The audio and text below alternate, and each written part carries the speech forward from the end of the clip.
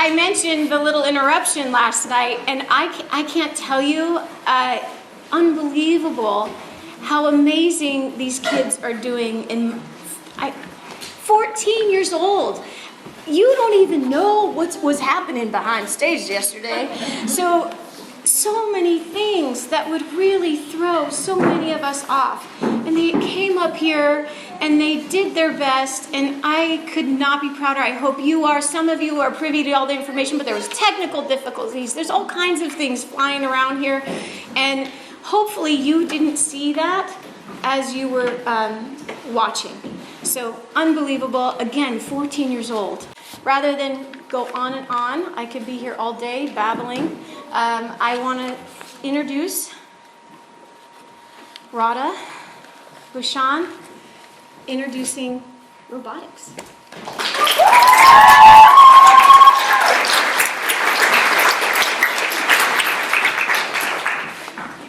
Before I start, let me ask you a question. Do you find your daily life stressful? Do you have a lot of work? Is your job or occupation taking up all of your time? Are you overwhelmed by classes or anything else in your day-to-day life? If you're a student, raise your hand if you came up with at least one thing that stresses you out in your daily lives. Everyone should be raising their hand right now. It could be anything, from your job to your classes, chores, or literally just making your bed in the morning. Now imagine if you could solve all of these problems by creating something like a robot or machine that could be programmed to do these things for you. I'm here to tell you that it's possible. Today, I will discuss how robotics has impacted humans and changed how we do things. I'll tell you about what I have created and the process of doing so. And lastly, why I chose robotics as my 8th grade project. Let's get started. Humans have always been fascinated with the idea of someone or something doing their jobs for them. The Industrial Revolution was when the concept of machinery and robotics started to develop.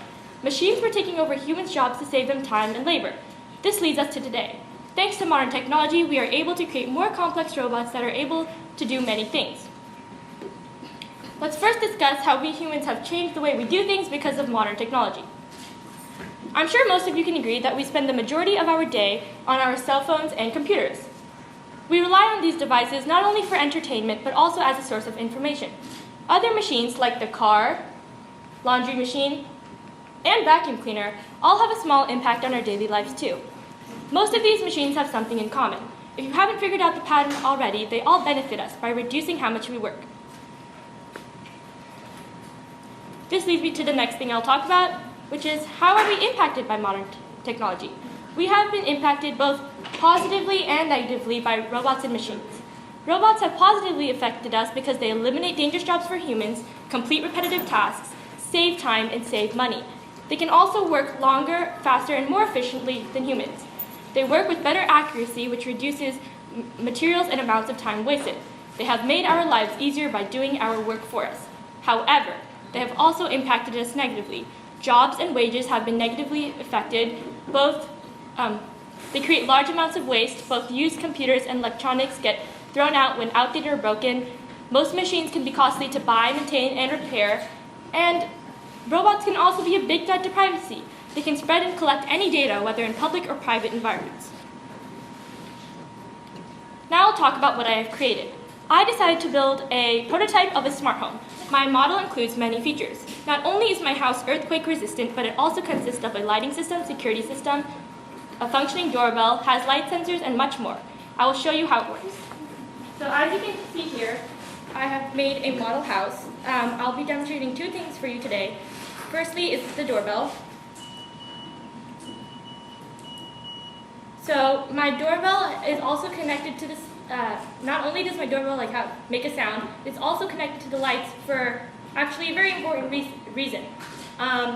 People may be living with hearing disabilities, or it could be deaf, so my house lets them know when there's someone at the front door. Secondly, my house has light sensors. So this triggers the alarm to go off in the house whenever I shine anything like a flashlight inside my house.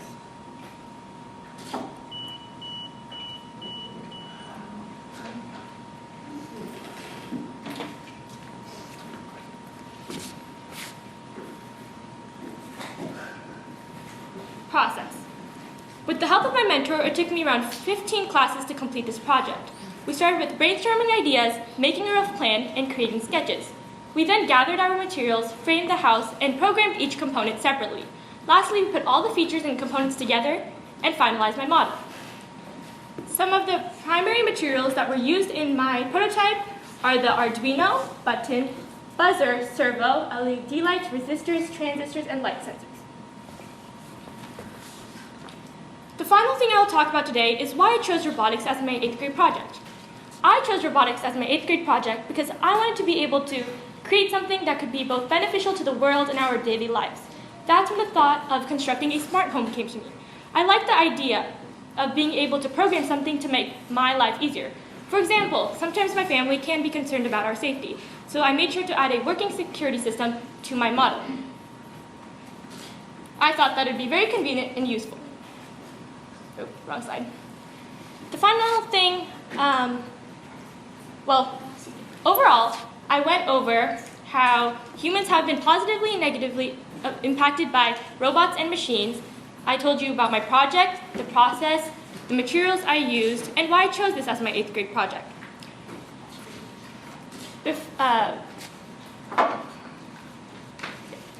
I hope you enjoyed getting to see what I created, and I encourage you to think about how you can make your life more convenient by designing something beneficial, not only to you, but also to others, just like I did. Before I end this presentation, I would like to thank a couple of people. Firstly, I would like to thank my parents for driving to my classes and purchasing my materials. I would like to thank Ms. Fabian and the Waldorf community for giving me this opportunity to learn something new. I would also like to give a quick thank you to Ms. Nico for giving her advice and input on my speech. And lastly, I would like to thank my amazing mentor, Grant Cohn, who is unfortunately not here in the crowd today, but I really could not have done this without him. Thank you. I will be now taking any questions.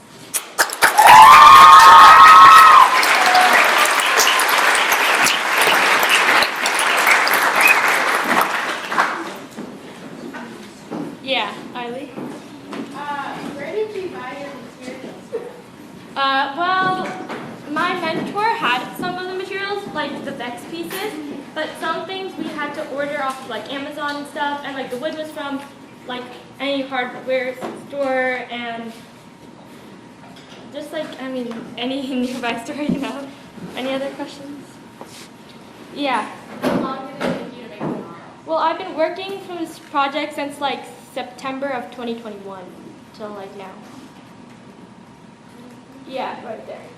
What is an Arduino? An Arduino? Okay, so an Arduino basically, it's not like the brain of the computer, but all the wires go from the breadboard to the Arduino, and the Arduino takes the information and gives it out to all the wires right away. So as we're speaking, it's like doing that right now to keep the lights going. Yes. Yeah, right there.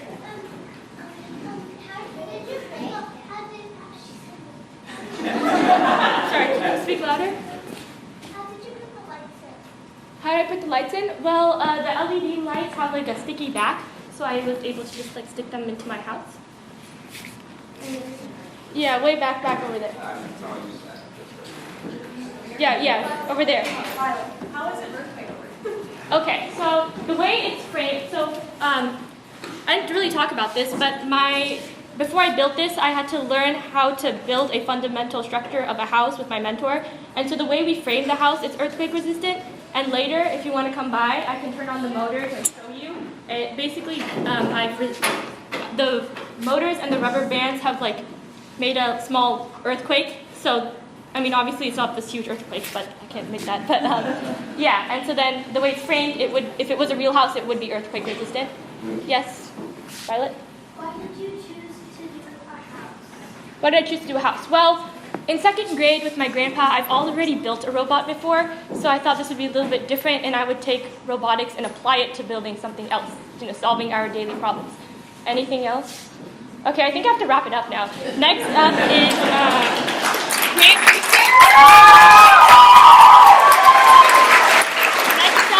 Grant Christian with Skateboard Design and Manufacturing. Thank you.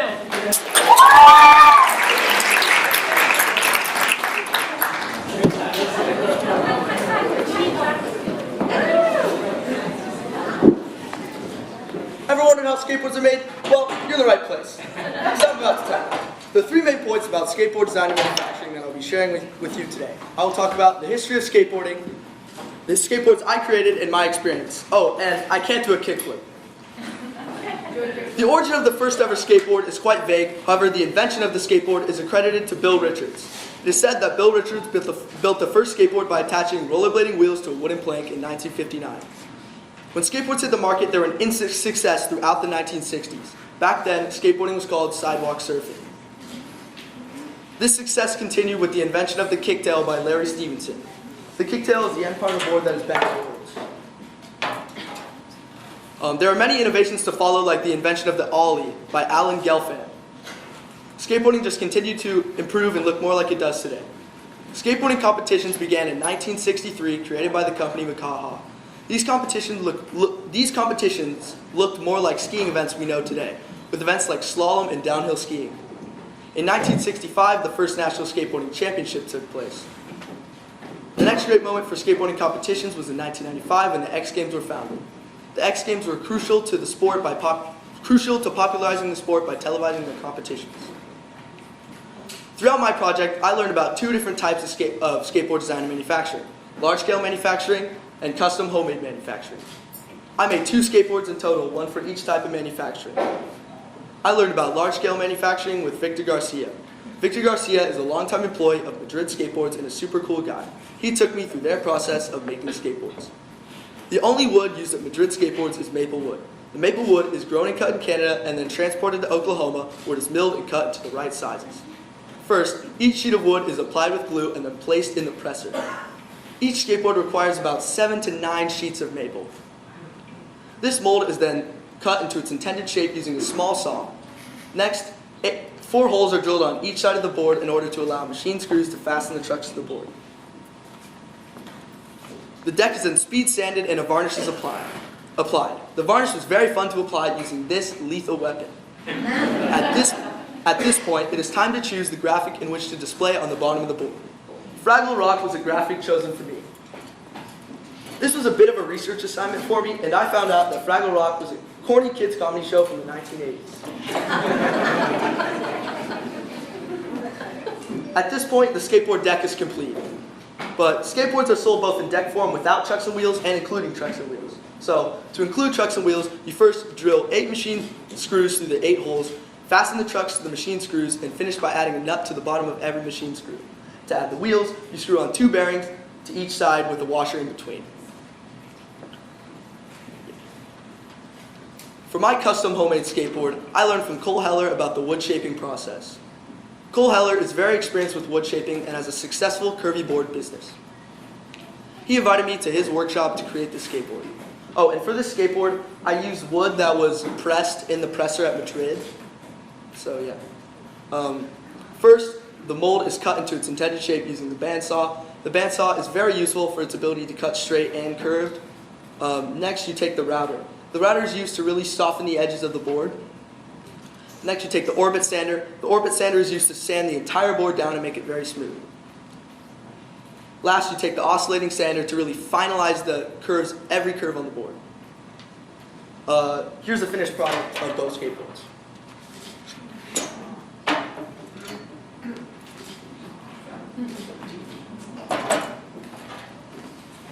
Yeah.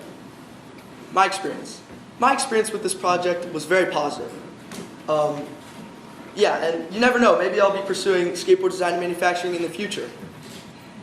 I chose skateboard design and manufacturing because I've always appreciated skateboards and yet have been an inconsistent skater.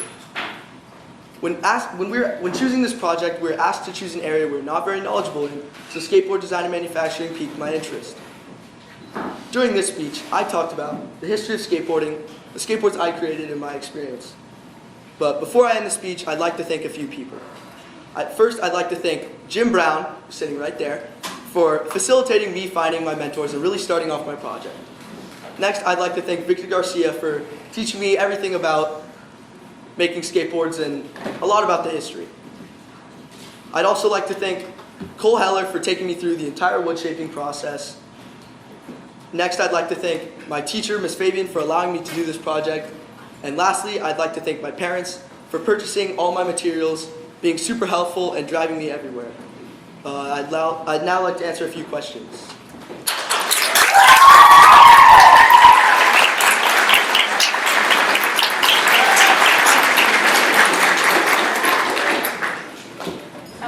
What's the cost of building a skateboard? Like, do you have a sense of what it, just all Yeah. the materials cost? I'm pretty sure it was like $180. And how much, like, ballpark would it cost if we had to go buy that from the shop?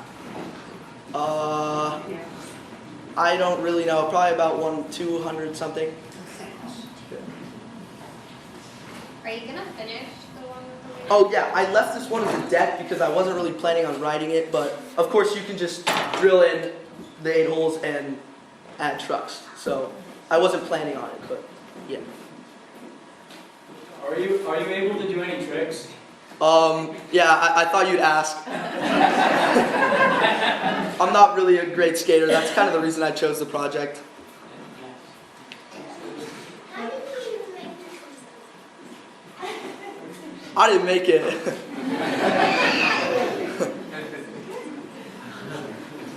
Have you ever tried skating on a board that you made with roller skate wheels to experience the evolution? No, I haven't. I challenge you to try. Yeah. I'd have to attach those out of. Yeah. I'll take one more question. Oh, have you tried the hoverboard things, or can you bounce? Oh, I haven't tried those before, but those look really fun. Next up is Delila Jaeger with Djembe drum building.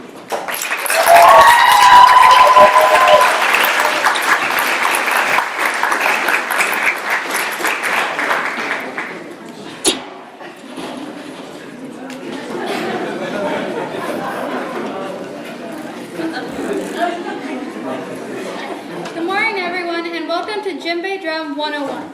In this crash course, I'm going to teach you about the history of drumming, the culture of drumming, what is a djembe drum, the way djembe drums are being used today in current music, and how I built my own. Let's get started. Why did I choose this? I chose this for my 8th grade project because I grew up surrounded by music. Some of my earliest fond memories of growing up were going to concerts and music festivals. Specifically, and you may not think falling asleep to a drum circle was a lullaby, but I quite liked it. Whenever the drums were played, I was always curious as to how they were made. And although it would be easy to just do a quick Google search to find the answers, I believe that it would be more beneficial to get a more hands-on experience by using it as the topic of my project. What even is a djembe drum? A djembe drum is a specific type of drum that originated in Western Africa. It is in the instrument family of membranophones, meaning it is an instrument that makes its sound by vibrating a membrane. They are usually made from African hardwood and have detailed designs carved into the base. These designs may be purely decorative, such as a flower or a wave, or they can have a more spiritual or religious background. Moving on to some history. It is believed that the first djembe drums were made by the blacksmiths. They were expertly carved to fit in the hands of the drummer who played the instrument. The blacksmiths would also put in prayers and make offerings to the 3 spirits of the trees that they cut down to make the drum. In current music, we see a lot of the use of djembe drums. They are called hand drummers. I know, great name, since you drum with your hands. Such as in the band Grateful Dead, they had Mickey Hart as their hand drummer. A fundamental person in the world of djembe drums is Babatunde Olatunji. He was the man who brought drumming to the United States. This was also someone that my mentor personally looked up to and someone that inspired him. Speaking of my mentor, finding him was one of the easier parts of my project. Thankfully, we have a friend named Jim Knapp who was gracious enough to be my mentor for this project.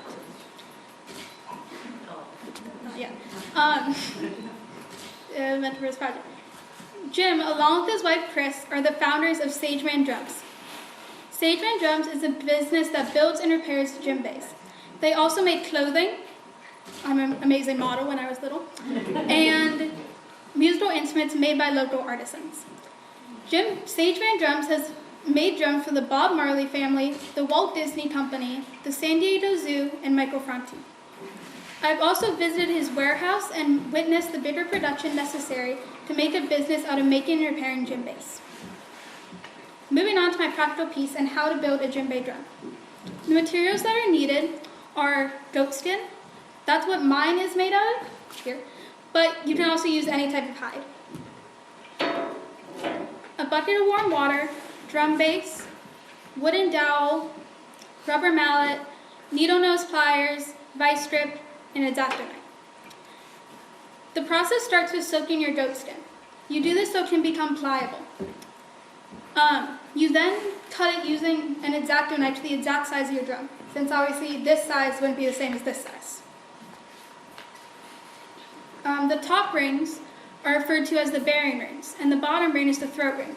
So bearing, throat, sits around the throat of the drum. The top rings are wrapped in cloth. We do this so it won't rust in the wet skin. Next, we start the roping process. The size and quality of the rope are important, because this is a musical instrument that needs to stay tuned as time goes on. Ropes that are too thin or bad quality will not hold the proper tension. This took some time to go around the entire drum. When this was completed, we began to pull the skin flap down using a wooden dowel. This takes a lot of strength, as it reverses the two bearing rings and locks them into each other. Next, using a rubber mallet, we bang the ring around the entire drum. Now the drum is re-headed and needs to sit for at least a day to dry. The djembe drum is played best if it is as tight as possible. We're not going too tight, because then the stint would tear and all your work was for nothing. We use the vice grips here. While the vice grip held each vertical rope, we could pull it as tight as possible. Then move on to the next one, and over, and over, and over. The horizontal rope and knots go around the base of the drum and can have multiple layers if needed. The finished djembe should have a nice low bass when hitting the center of the head, while also having a high note that can be heard when hitting the edge. I think my physical project turned out very well, and I am very proud of it. It is a very cool thing to see something all your life made by other people and then replace it with something that you put in the work and made yourself.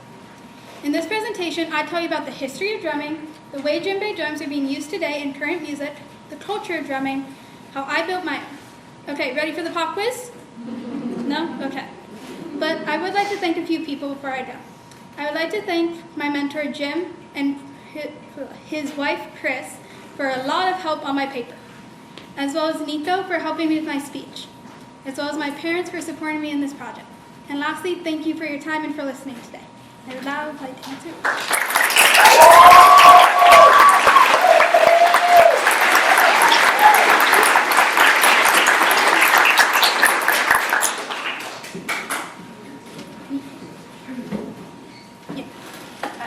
Is there a different sound for each of the drums? Compared to these two? Well, this one's like not as nice.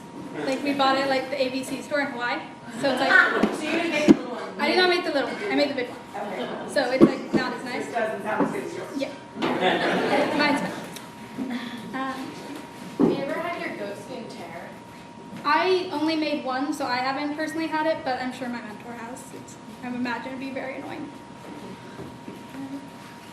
How often does the drum go out of tune, and how long does it take you to retune it? I don't know exactly, but it's not like, you don't need to have it like perfectly tuned in order to play it. It might not sound as good, but I would imagine it would take maybe like an hour and a half, but I don't know exactly how long.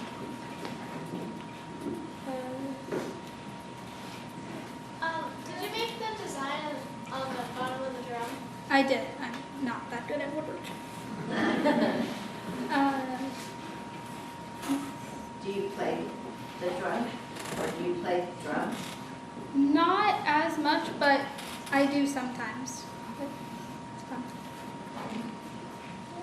Next up is Lorhrman with Sculpting.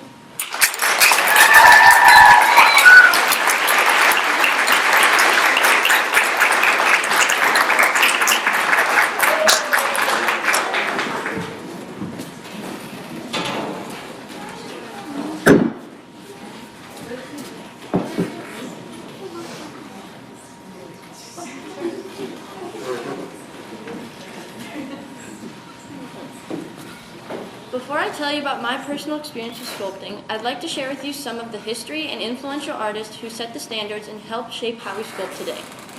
During the Renaissance era, renowned artists such as Michelangelo, Donatello, Lorenzo, and Giovanni Bellini sculpted famous pieces, including the Statue of David, the Ecstasy of St. Teresa, and the bronze doors of the Baptistery of Florence, just to name a few.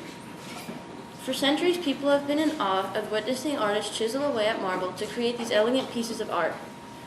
But marble sculpting isn't the only technique of sculpting out there.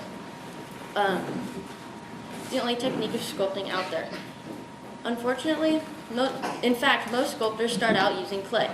Unfortunately, clay sculpting doesn't get the historical recognition I believe it should. I chose clay sculpting because I've always loved playing with clay, and I was also attracted to the idea of working with a 3D medium that offered me a hands-on experience and allowed me room for error. I found my mentor, Ulrich Yule, through my dad. He's an accomplished artist who works with various different mediums. We first met at his studio in Costa Mesa.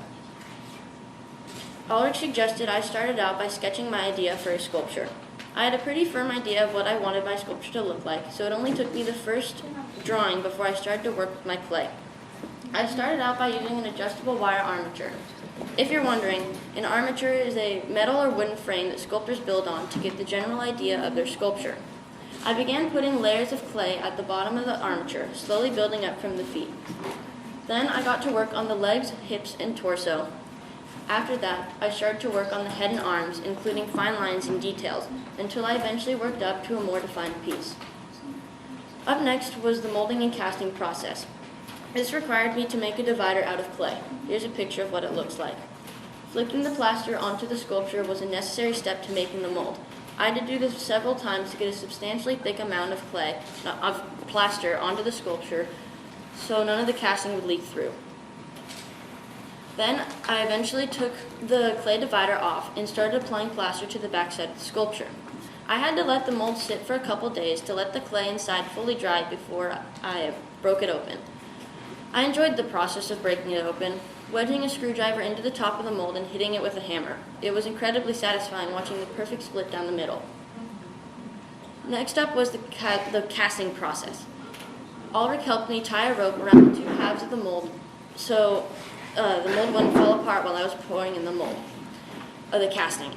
I'd say all the hard work was worth it, but I was working a little too hard when I was breaking the mold off, and I split my sculpture right in half at the center. What a pleasant surprise. Anyways, I glued it back together with some super glue and finished the practical portion of my project. Working with the clay was the least difficult part of my project. However, the molding and casting process was by far the most challenging and most time-consuming portion of it. It was the most, and although it was labor-intensive and it took a lot of effort, I did have a great time doing it. All the clay work, molding, casting, and chiseling away at my sculpture to fine-tune the piece took me around 8 months to finish. And I worked on it once every 1 to 2 weeks. And here's how it turned out. For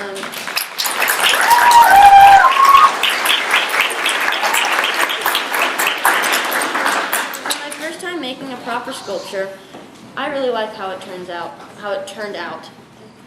Before I leave, I do want to say a big thank you to my mentor Ulrich, my mom and my dad for helping me through this process, and another thank you to Miss Fabian and Miss Nico for helping me with my speech and giving me this opportunity. I hope you learned a little something about the sculpting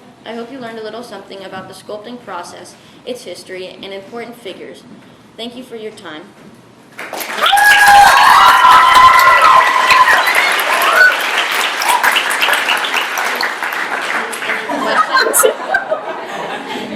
Questions? Yeah. What type of clay did you use? I don't know, but I didn't use air dried clay. The little one. What kind of clay did you use? I don't know, but I didn't use air dried clay. Have you used the plaster part more than once, or once you cast it, that's it? Can you say it again? The mold, I guess, can you use the mold more than once? The mold I made you can't use more than once because you had to break it off. No. you. Did you have to get any, it's really beautiful. Thank so you. gorgeous and artistic. Did you get any like art lessons or do you just have that as like a natural ability? Well, I didn't have any like previous lessons. I kind of just started out. Will you continue to sculpt? And if so, what might be your next inspiration for your next project? Yeah, I will continue to sculpt, and I think what I'm gonna make next is a portrait, like a head, life size. Don't worry. Oh.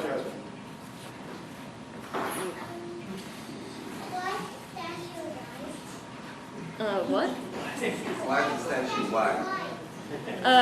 Well, the plaster is white, and that's what I made. I made the statue out of clay, and then I made a mold of it with plaster, and plaster dries white. Okay. Thank you for your time, and next up is Kaiya Blandi with Electric Bike.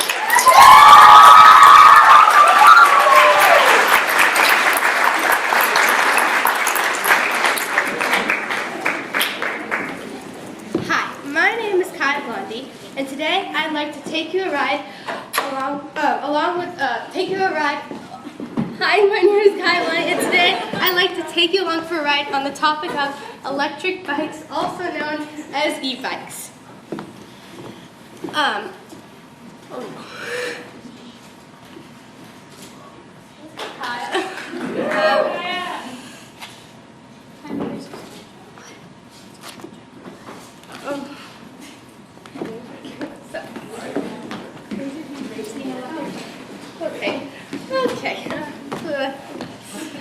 Raise your hand if you've ever seen an electric bike in your life. Don't worry, if you haven't, I'll show you the one I built today. The pandemic increased over 145% of e-bikes from 2019 to 2020, more than double the rate of classic bikes. In this presentation, I'll go over the history of electric bikes, how the electric bike works and the different styles, why I chose electric bike making as my 8th grade project, finding a mentor, and my experience building my own electric bike. Let's start by talking about the history of bicycles. Bicycles first appeared over 3,000 years ago during the time of the ancient Egyptians. Historians think they may have found bicycle-like machines in their tombs. The bicycle did not reappear until 1490 when Leonardo da Vinci made bicycle sketches but never fully brought his illustrations to life. No doubt his drawings inspired modern inventors. The first modern bicycle appeared in France in 1791. It was called the Slipper. The first patent for an electric bike was issued to Olden Bolton Jr. in 1895. This battery-powered bicycle had its motor mounted inside the rear wheel and its frame in the main triangle of the bicycle. Not too different from today's e-bikes. During the 19th century, bicycles fell out of favor due to the invention of the car. They made a comeback in the 1970s with the Windsor touring bicycle.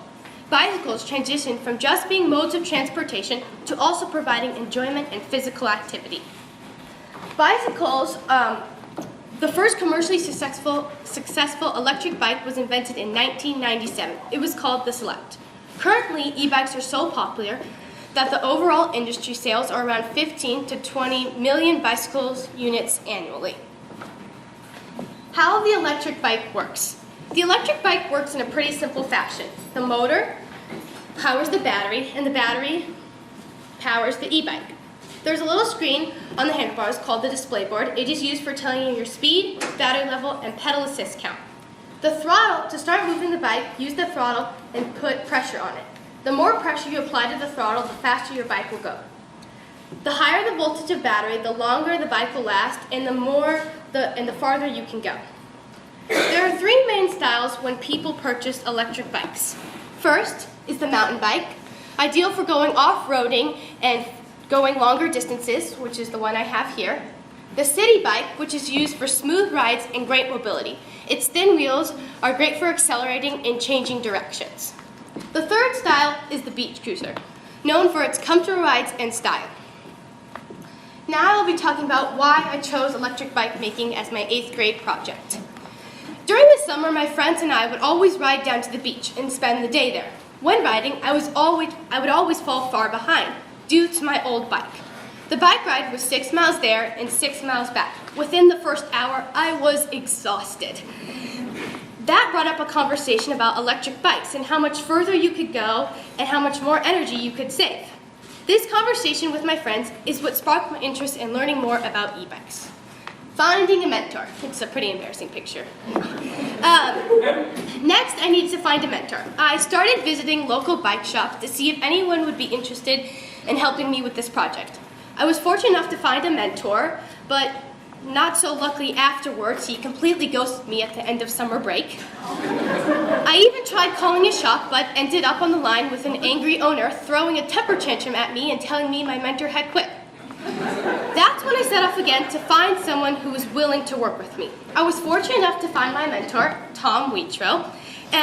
He agreed to be my mentor. The plan was I could start coming in on weekends and get to know and get more familiar with bicycles, and then when I got more comfortable, I could build my own e-bike. The process of building my e-bike. I started on my bike in early October with my mentor, Tom Wheatro. I came in most Saturdays and Sundays for about 5 hours each day.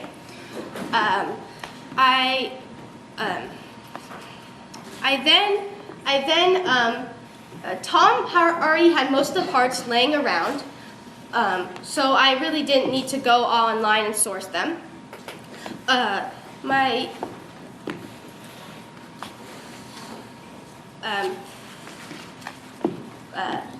And my bike took about 3 months in total to build. I'd say the hardest part about building my electric bike was installing the electrical wiring to various parts of the bike. There were some difficulties along the way, like when my mentor's shop caught on fire, but that's a story for another time. Overall, this was a very positive experience. Here are pictures of my beginning and my process building it and the end result. In conclusion, bicycles have played a major role in commuting throughout history. Electric bikes are now redefining the travel experience while still providing a more efficient means, being out in the open, enjoying the fresh air.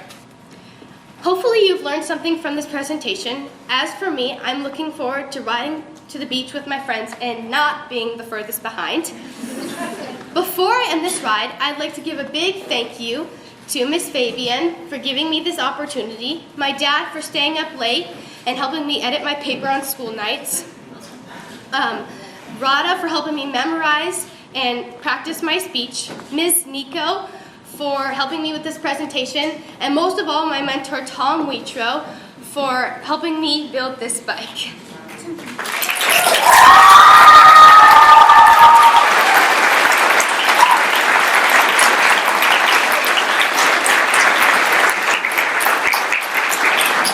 Now I'd like to open it up to questions.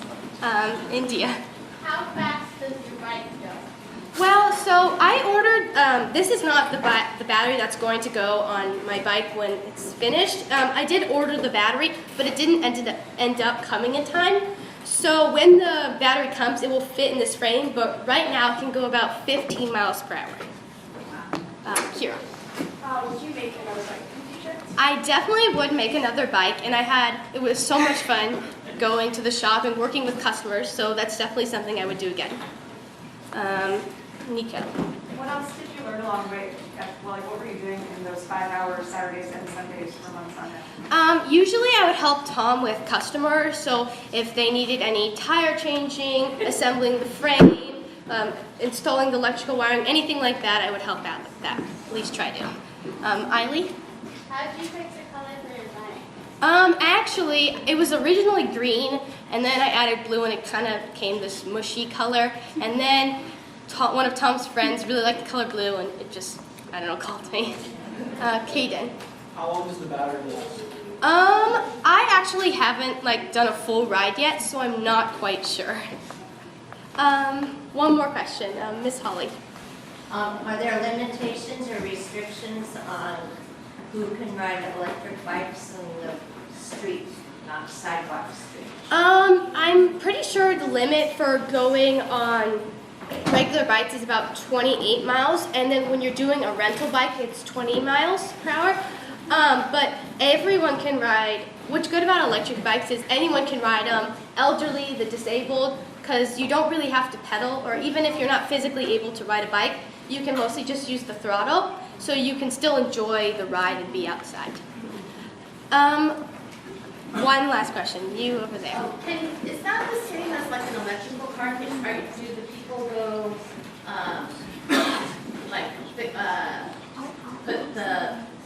make the battery have, I don't even know the correct terminology, but you know how the electric cars have the little gas stations, the electrical Oh, stations? no, you can't go charge it like at,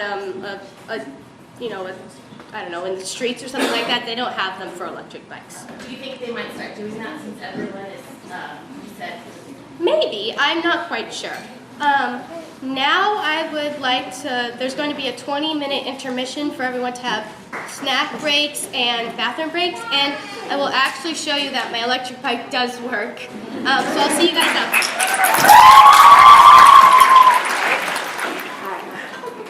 So, lights please, Kaiya. So next up is recycled jewelry, done by Kika, Morioka.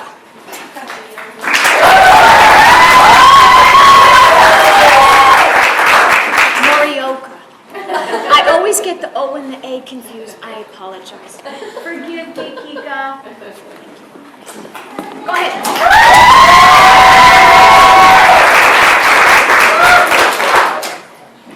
In the few minutes it took you to get settled, another 5 million plastic bags have been used, or the equivalent of 5 garbage trucks full of plastic have been dumped in the ocean. Now think about that. 91% of plastic is not reused or recycled, and that 75 trillion tons of plastic and microplastics are in the ocean currently.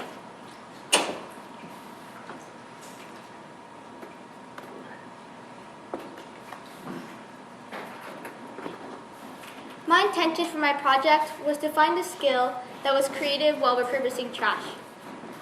As a result, recycled jewelry became my topic. During my speech, I would like to talk about a few things. Firstly, history of recycling, my process in creating my own recycled jewelry, and finally, why this topic is relevant to you.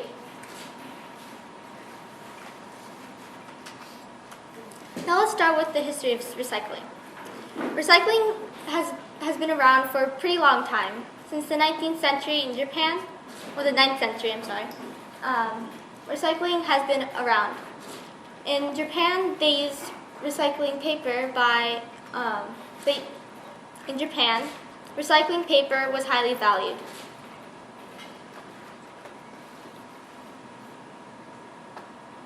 In the US from 1916 to 1918, a reclamation was created, advertising, "Don't waste waste, save it." This concept continued as the health of the climate worsened. Now then in 2016, some Japanese scientists discovered a bacteria that ate plastic. Today, recycling has gone a really long way, but of course it still has further to go. So now I'd like to talk about my process in creating my own recycled jewelry. One of my first steps, during the practical aspect of my project, I found many difficulties. From not being able to find a mentor, not knowing how to come up with ideas and executing them to create my final product, and finally juggling the time with homework to complete my assignments. One of my first steps was finding a mentor. This proved challenging, but luckily I was able to find Eric Silva, a local artist who has used both natural and industrial material to use in his creations. I got most of my inspiration in using 2 different materials together.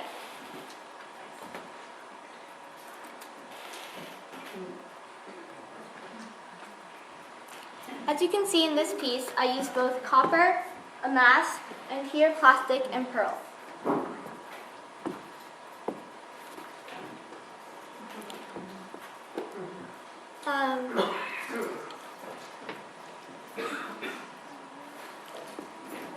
I also visited Eric's, I'm sorry.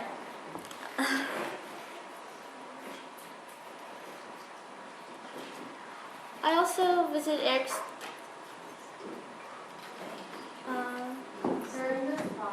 during this time, I also visited Eric's studio where we found ideas and assignments I would complete before meeting with him again. This was very helpful because it allowed me to come up with ideas in finishing my end products. Now moving back to Eric Silva. Eric Silva has been participating in many trade shows across the globe and also continues to sell to private clients and also continues to sell to private clients. In fact, many of you may have already seen his work in the Company of Angels.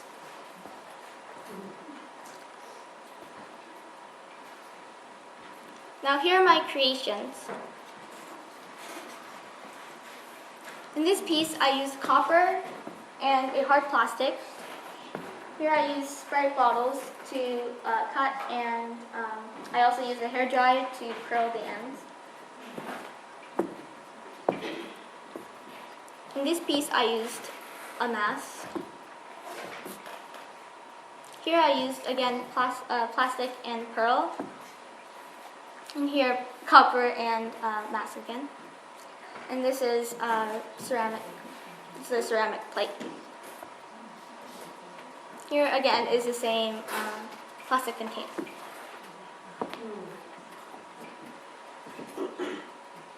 Here I also used copper again, and here mask.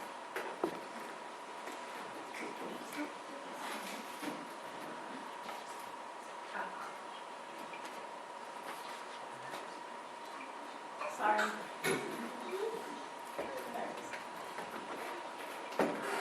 Here's a time lapse of me creating one of the pieces. I cut the mask into circles. I then cut those pieces into flowers, attaching wires and using that to attach it to the necklace.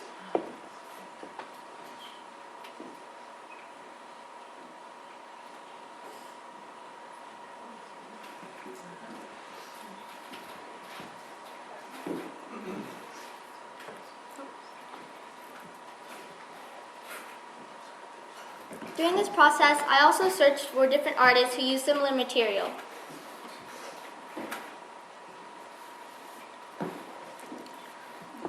For example, if you look in this piece, this is Wiebke's work, and this is mine. You might be able to see a similarity.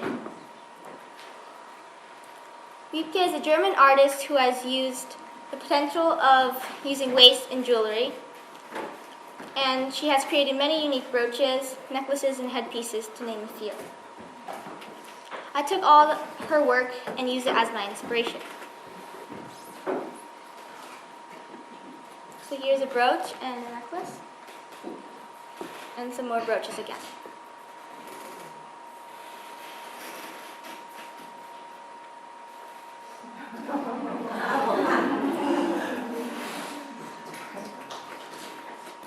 Now, through this whole process, I've found so many positive takeaways. From a feeling of accomplishment by executing a solution to the abundance of single-use plastic,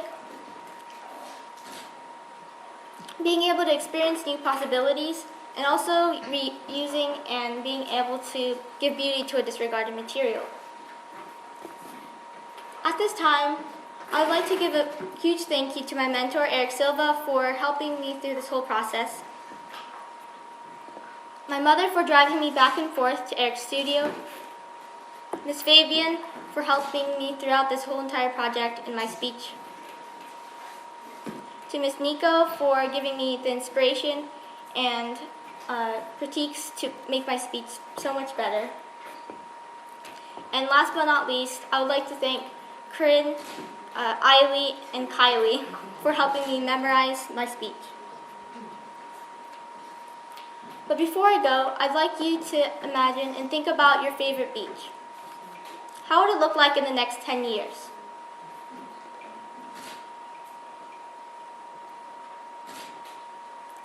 When I imagine my beach, I think of it as a clean ocean, filled with marine life, and I hope you did too. But the only way that this can happen is if we all work together in repurposing the material in the ocean by either making jewelry and so on. I challenge you to find the beauty in wasted material and the waste that all surrounds us. Perhaps start by using a plastic bottle to create as a planter or even a holder for your pencils.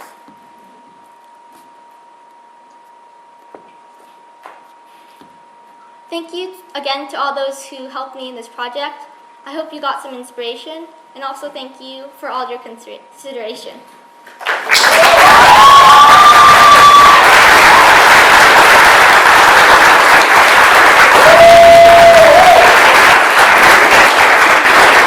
Next up is Boyle with Screenwriting.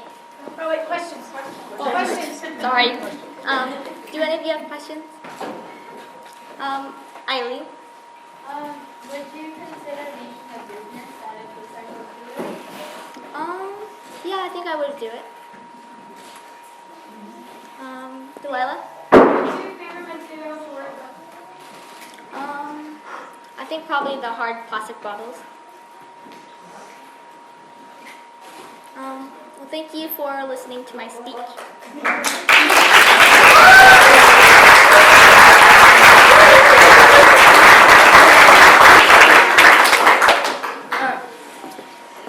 As you sit comfortably in your seat, the screen slowly comes into focus. A teenage girl, home alone, answers the phone while making popcorn. What seems like a wrong number turns into a fun conversation, a little like flirting. As the girl moves aimlessly about the house, the conversation starts to take a dark turn. This stranger, who dialed the wrong number, seems to know an awful lot about her. It is starting to sound scary. In a matter of seconds, you realize the man on the phone is in the very house she is in, and means to do the girl serious harm. The action explodes on the screen as the poor girl desperately fights for her life. You're so caught up in it all. The mystery, the chase, the suspense, that it isn't until the poor girl falls to her killer and the camera fixes on the burning popcorn, long ago forgotten, you realize you've been holding your breath for what feels like minutes. Now, you probably don't think about it while you're watching, but anyone who has ever been moved like this by a movie or television show is going on a journey that started with someone writing a story into what is known as a screenplay. A screenplay is the blueprint for the finished product you see on the screen. The author, or screenwriter, is the one who starts it all. Today, I would like to tell you about how I fell in love with a specific genre of movies, horror and suspense, and how that love turned into my project on the process of screenwriting. I would also like to tell you about the history of screenwriting and some techniques used by some successful screenwriters of today. I remember when I was little, my dad reading me Goosebumps by R.L. Stine. I loved being scared by all the stories. And a few years later, when I saw those same stories on the Netflix series Goosebumps, I was hooked. I began to become aware of scary movies and tried to convince my dad to let me watch a few. Of course, some were better than others, but the best ones became my favorite things to watch. So, naturally, when it came down to choosing a project, making a scary movie was all I could think of. I started by looking online for courses or cinematographers to mentor me, but with no luck. I was giving up around July when I went to my family reunion in Idaho. I was talking to my family, and my uncle recommended I talk to his daughter's best friend's dad, Bo. Bo is an accomplished screenwriter who has written movies produced by big studios. With the help of him and his knowledge, I quickly realized that my original goal of making a horror short would be too much work because I would have to deal with things like equipment, call times, etc. So I dialed my project down to screenwriting. I started by doing research on the history. Where did this all begin? Well, before there were movies and television shows, there were plays. And before there was screenplay, there was scripting. Scripting for the theater has been around for hundreds of years, complete with a team of actors and directors to make the magic for the audience that you see on the screen, using things like dialogue and staging. using things like dialogue and staging. As film became more and more feasible, these scripts were known as scenarios. And as the motion picture got more advanced, you saw these scenarios come more and more into play. In 1902, George Miles wrote a script for A Trip to the Moon, which is widely to be considered the first modern screenplay in creation. In the 1930s, the word screenplay was created. It became popular in the 1940s and is still in use to this day. In the 1970s and 80s is when you started to be able to take screenwriting as a college course, and although many of the most successful screenwriters of today have gone to college or university, a lot of them are self-taught. Speaking of self-taught, with the help of only my mentor, I had to figure out how to put my story into a screenplay. Of course, I'd have to start by making a story. I started with my story on picking a genre. Going back to who my audience would be, I chose thriller over horror. And I'd have to pick a theme. I chose the unreliable narrator theme. The unreliable narrator theme is told through the eyes of someone who is knowingly or unknowingly holding back information from the viewer. If you've ever seen the movie Sixth Sense, you'll know that Bruce Willis's character is holding back information about himself that in the last scene just ties the whole movie together. Now that I had my theme and genre, I had to pick setting and characters. The most useful information that I kept finding was to write what you know. So I chose a cast of around 4 people and a setting like a beach town, like one you'd find in Orange County. Once I had my story, I started to put it into dialogue. I would often jot down things in the margins, such as wardrobe, camera angles, lighting, etc. The last step was editing and finalizing. Here, I'd like to invite Kika and Caleb, and we're going to read a little bit.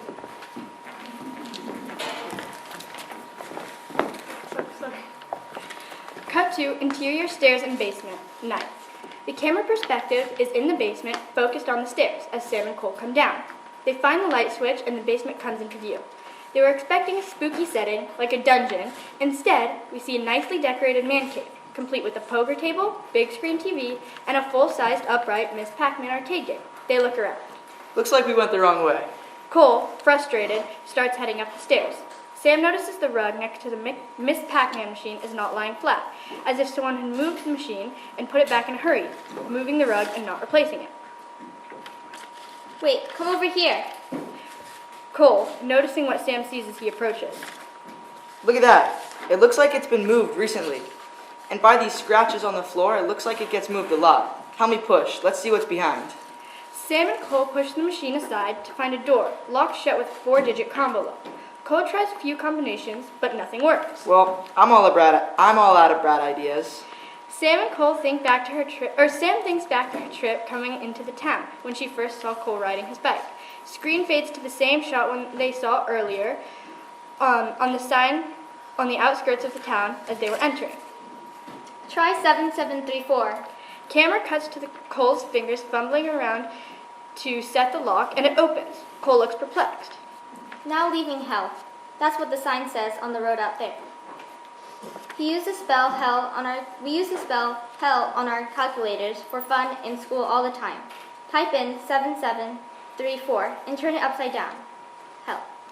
Cole pauses long enough to shoot a look of amazement at Sam, and then pulls the chain off of the door.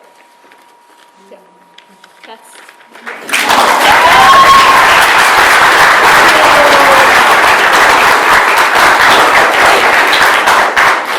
Even though my project wasn't my original view of making a short, I really enjoyed learning what goes into making these amazing movies that I love, and just like that it doesn't just appear on your screen. I would like to say some thank yous. First to Miss Fabian, who's been supportive the whole project and helped me with my last-minute change. And I'd like to thank Miss Nico for helping me so much with my speech and making time to do a Zoom really late. And I'd like to thank my parents for supporting me, again, the entire way, editing my project, staying up like till midnight, practicing my speech with me. Like, everything they've done has been really helpful. But most of all, I'd like to thank my mentor, Bo Thorne, He's amazing, he's so talented, and he's taught me everything I know.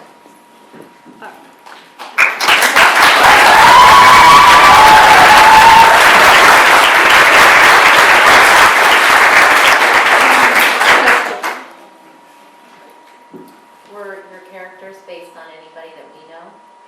No, not really. Does it scare you to write about horror films? Like, does it creep you out? Not really, because I don't know, I've always loved horror, and it always keeps you very engaged. So even though I'd be engaged if it wasn't horror, just writing it keeps me more engaged than something else. Eileen. Will you continue doing screenwriting in the future? No.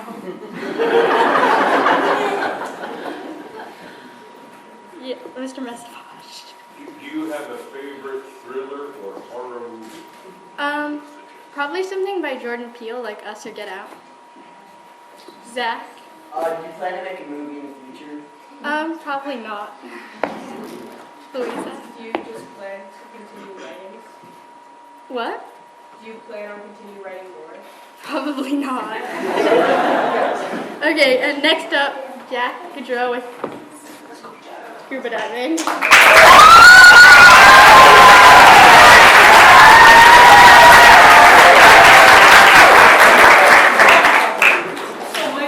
Good day, mates. Scuba diving. Easy? Well, that's what I thought, and I was completely wrong. You might be wondering as to why Australian Jack is up on stage tonight. Well, my grandma got certified in the Great Barrier Reef in Australia, which happens to be one of the most fantastic dive places to go in the world. So I thought it would fit the occasion perfectly. In this presentation, I will be telling you all about scuba diving, the history, my experiences, and most importantly, the history, the equipment needed, and most importantly, my experiences. So first, I'll begin with the history. It began 2,500 years ago, around 250 years ago, or 2,500 years ago, around 300 BC, when the Greek philosopher Aristotle came up with the idea of Alexander the Great being lowered into the sea with a diving bell. If you don't know what a diving bell is, it is essentially a large upside-down bucket filled with air. The simplest thing I can relate to this experiment is when you take a bucket or a cup, place it upside down above water, and push it below the surface. Can you guess what will happen? Well, if you guessed a pocket of air will be hanging out at the top of the cup, you'd be right. From 1550 to 1650 was when it was used and created. Its main purpose was to dive deeper than you normally could and acquire many riches in sunken vessels. But soon, people figured out that this diving bell was a great idea, but you couldn't get more than a single breath underwater. So people created a suit that you could wear and had a tank of air connected to it. And over time, this would improve very quickly to what it is today. And in 1937, Max Knoll dove to a depth of 500 feet, which at that time was incredibly deep, and no one had ever thought of going anywhere close to that. This is also when the O-ring was invented. An O-ring stops water from getting into your air supply by using a tight rubber suction, because many people were experiencing water getting into their air sources. And I don't know if any of you know this, but that's not ideal if you don't want water in your lungs. Okay. Now, I'm going to show you a modern time BCD. You're probably wondering what BCD stands for. BCD stands for Buoyancy Control Device. This device is a specialized vest that holds all your gear, including your breathing regulator, tank, weights, and much more. There are a few crucial parts to this vest. First, being your BCD inflator. Right there. This BCD inflator can inflate your entire vest using the air from your tank. Next are your weights. These make you have neutral buoyancy combined with your BCD. There are two straps to make sure your BCD doesn't come off. First is a clip near your upper chest, and second is the cummerband. This is a belt-like strap on your waist, but both of these combined make it so the BCD is secure and doesn't come off. The additional crucial items include the mask, snorkel, fins, hood, and wetsuit. Boots and gloves are also necessary in cold water environments. During the summer, I began working on my scuba certification through Beach City Scuba in Dana Point. The course consisted of an online classroom portion and an in-person practical portion. The online classroom portion was split up into 5 sections, each going more and more in depth about the scuba equipment, safety, and skills needed to carry out a successful open water dive. I worked on this course every other weekend and completed it in about 4 months. when I was done with the course, I was able to perform my very first pool dive. Pool dives are necessary to be sure divers have mastered all the basic skills and are comfortable breathing underwater with a large amount of heavy equipment on. The day of my pool dive happened to be one of the coldest days in February, happened to be the coldest days in February. Freezing, overcast, and it started to rain as soon as I got to the dive center. Luckily, my mentor took me in to take a quick test to make sure I knew what I was doing. After I passed the test, with flying colors I might add, I went into the rain to the pool area. Per my mentor's request, I swam the length of the pool 11 times and tread water for 10 minutes. Like you think I wasn't able to do that. I put on my wetsuit and put my BCD on my back and walked over the deep end of the pool. With my mentor's instructions, I took one big step into the water. And there I went. It was surreal to breathe underwater for the first time, almost like living in a bubble. Wait a minute, sure. Hold on, I forgot. I lost my place. Let's go to the goal. Right, the day consisted of doing a bunch of different dive skills in the water. We were in the water for 3 hours. Talk about waterlogged. After this, I was so excited to do my ocean dive.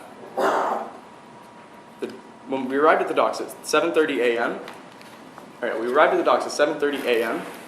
The air was damp from the marine layer, but I could tell the sun was trying to break through.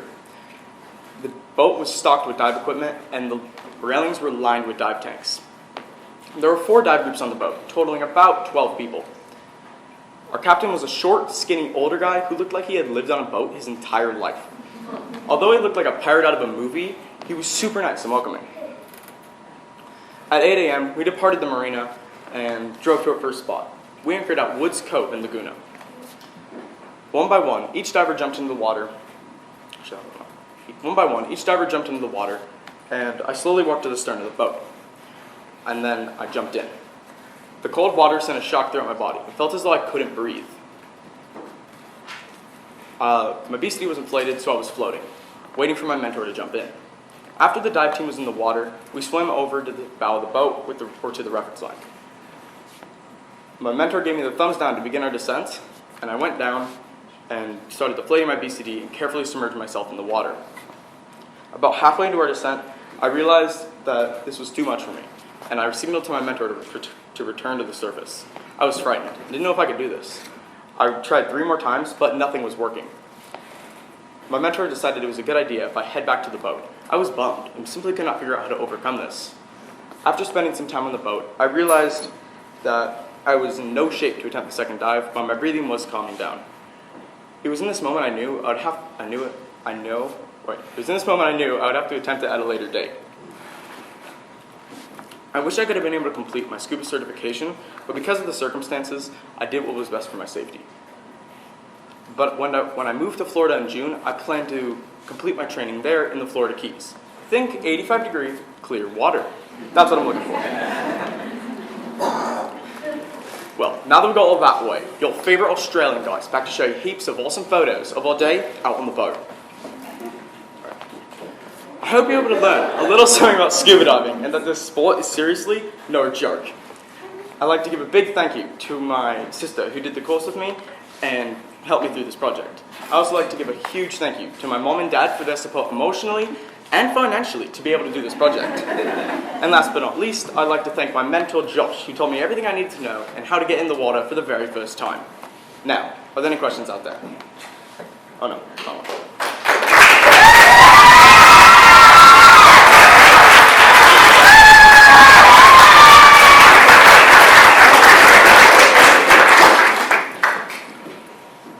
Kaiya. Wait, what is the difference between a wetsuit and a dry suit? A wetsuit and a dry suit? Yeah. A dry suit takes more training to use, so you can't just like put a dry suit on and go into the water. And a wetsuit is just, you can just use it. And a dry suit keeps you like completely dry. You will not get wet. So, can't see the other ones. Hold on. Oh, right there. Can I stay under the water with that on or with the BCD on? Yes. Depends on how long your dive is, but some dives will only take or longest you could probably go is maybe an hour. Zach. Do you plan to go to like other places to do that? When I do it in Florida, yes. No, I mean other countries. Oh, other countries? Probably not. Mr. Messelbush. When you're fully geared up with the scuba gear, what's the maximum weight? Maximum weight? It's like 60 pounds probably of extra stuff that you're putting on. So it's like a workout to walk around in it. So. Well. Yes, question. Okay. Well, that's it. Thank you.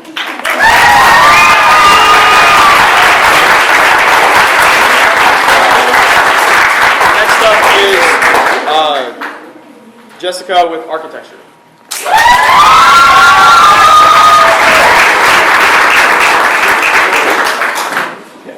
Hi, my name is Jessica, and for my 8th grade project, I chose architecture. Let me ask you something. Do you ever wonder how we have houses and amazing buildings with crazy designs? Well, that's where a project comes in. Architecture is the art and science of designing the many buildings we see around us. It is something that requires patience and precision, and it's been practiced for over thousands of years. Today, I will tell you why I chose this project and how I found my mentor, the history of architecture, the different drafting views, the framing such as the studs and posts of a house, and my process in making my end product. Since I joined this year, I chose my project a few weeks after the first week of school, which is kind of a late start. Architecture was in my 3 possible projects, but was not my first. I first chosen ceramics, but after a few months of not being able to find a mentor, I changed to architecture. Of course, I was a little disappointed, but after my first Zoom meeting with my mentors, Stephanie and Soria, I soon got over it. In picking architecture, I actually had 2 advantages. One is that my mentor is a great architect who's very nice, and 2, my mom already knew her. How did my mom know her? Well, my mom, who is a teacher, had a student whose mom is an architect. Now let's talk about the history of architecture. The history of architecture goes way back to the first of Native American huts. Back then, when they were making the huts, they focused on making them more domestic and easy to move from one place to another, which, if you think about it, is very different from modern-day buildings, which can be very ostentatious. Greece and Rome are places where you can find old but beautiful works of architecture with the distinctive use of cement, arches, domes, and columns. Compared to thousands of years ago, I would say we've progressed a lot in our architecture. Now that I know a little bit about the history of architecture, I think it's time for you to know more than just the dictionary description, which is the art and science of designing buildings. When an architect designs, you draw a house in many different ways. This is what we call drafting. When you draft, you try to get it as precise as possible using what is called a scale, or what I like to call an architecture ruler. This ruler has many sides with many different size markings up to just an inch. Before I started drafting, I looked up pictures of cabins and selected a few that I liked. From these, I then extracted elements that appealed to me in order to have the design I now have. I then started drafting in a quarter-inch scale, which means every quarter inch counts for a foot. I then started drawing my design in these different architecture views. The first is elevation view. This is where you draw the house as if you were looking at it from one side, and doing this for all sides. The next is section view. This is where you draw the house as if it was cut in half vertically, then drawing it from the side opening, including the furniture inside. The next is plan view. This is where you draw. This one also involves cutting it in half, but cutting it in horizontal and then drawing it from the top opening. The next is the roof view, which is exactly what it sounds like. After I had all of these drawn, I drew them again in a half-inch scale. These drawings I just showed you are my design in a half-inch scale, all of which are hand-drawn. I then added the framing. The framing is done using a specific framing design which needs some consideration and must be done right. To me, the framing of a house is fairly simple, with different sized planks of wood that each have a different name. If you look over here, I can show you the different names. This bottom piece right here is the bottom plate. These standing are the studs.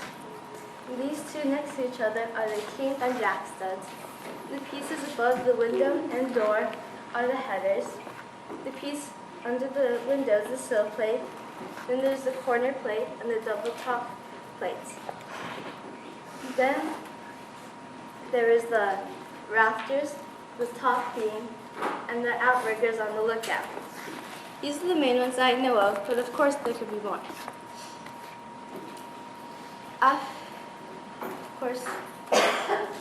After I had all these drawn, I went and got materials, such as a chopper and different sized pieces of wood. My mentor also gave me these additional materials, such as a X-Acto knife, files, pliers, glue, and a cutting board. I then started building, cutting, and gluing away. Now, before I go on, let me ask you a question. Do you know what happens if you add super glue to cotton?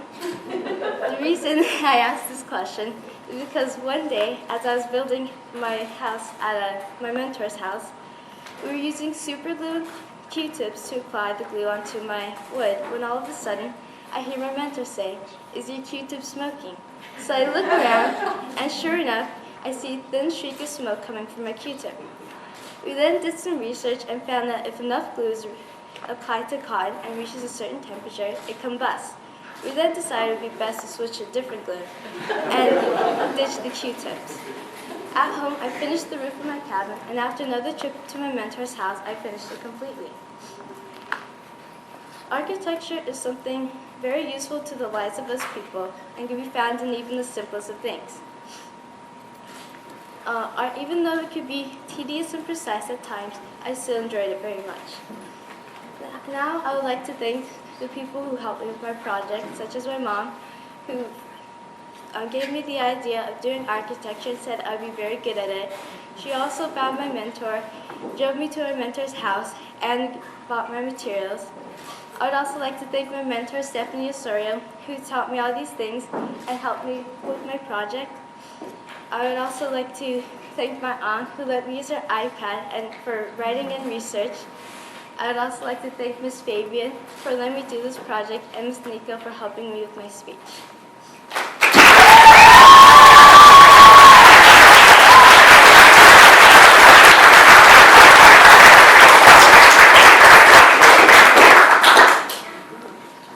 Kira. Would you consider architecture as a future job? I'm still thinking about that, but maybe. Eileen?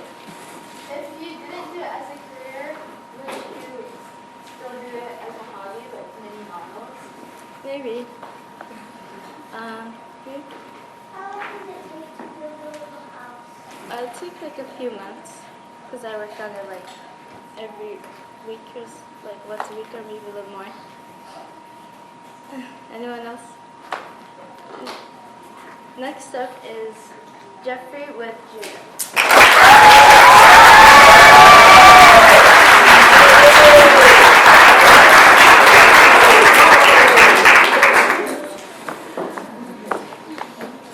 Being the youngest of four brothers, I've been beaten on for as long as I can remember. So when we were asked to choose a project in 7th grade, I took it as an opportunity to learn how to fight back. After some research, Judo looked like it would be the most fun and at the very least an interesting project. In contrary to others, finding a mentor was probably the easiest part, because I had a classmate whose family friend was a Judo instructor. I gave him a call in early August, and I had my first class. My mentor's name is Tunawin, and he has a dojo located in Huntington Beach. After that first class, I could tell I was going to have a ton of fun. Now I'm going to talk a little bit about the history. Judo was created in Ishoji, Tokyo, Japan, in 1882 by a man named Kano Jigoro Shihan. Kano created the sport by combining different types of jiu-jitsu. There were many different styles of jiu-jitsu, including striking, grappling, and throwing techniques. And Kano studied under many different dojos and eventually became so involved in the sport that he created his own.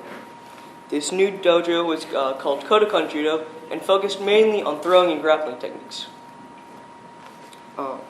This new teaching did not have much popularity at first, but eventually it got so popular that in 1964 it became an Olympic sport. As I previously mentioned, there are two main elements of judo: throwing and grappling. Personally, I prefer and am better at the grappling element. When fighting on the ground, there are several different techniques you can use, including pins, chokes, and locks. When I'm fighting on the ground, I usually default to a choke. For an ideal choke, you either want to cut off circulation of blood to their brain by putting pressure on both sides of their carotid artery, or cutting off the circulation of air by pressing on their windpipe. I would like to demonstrate on my classmate Gaudreau one of my favorite chokes.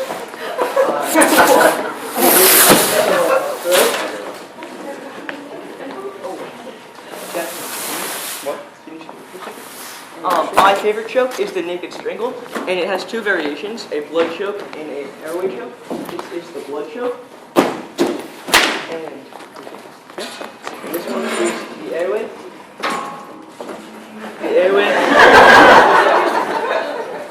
The airway choke can be a little more painful and a little faster acting.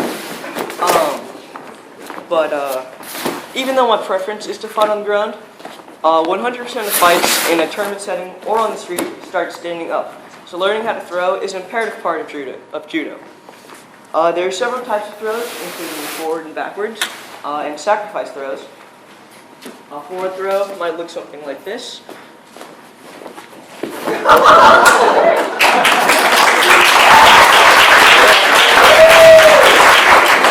backwards throw is generally a leg sweep, like that.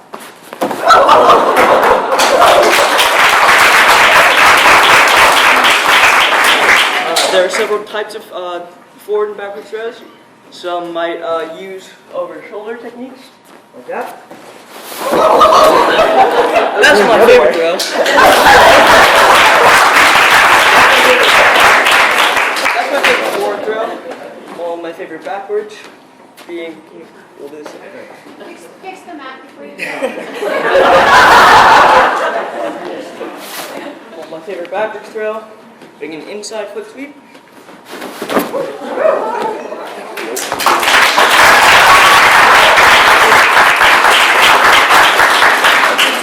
Jack, you may now go. Okay.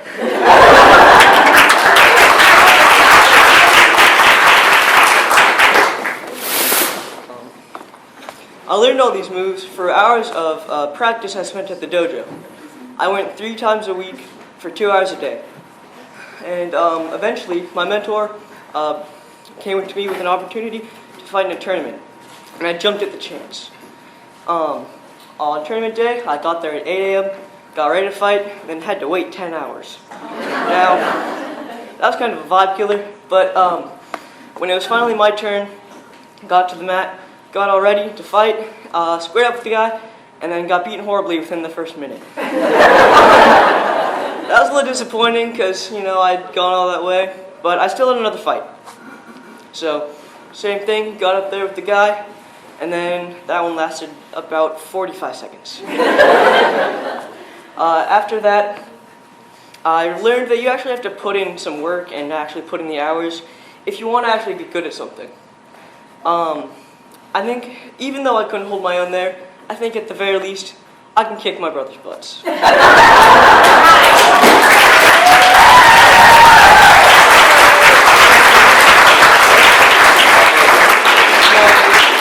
I'd like to thank my parents and my grandparents for giving me a ton of support and just being overall great.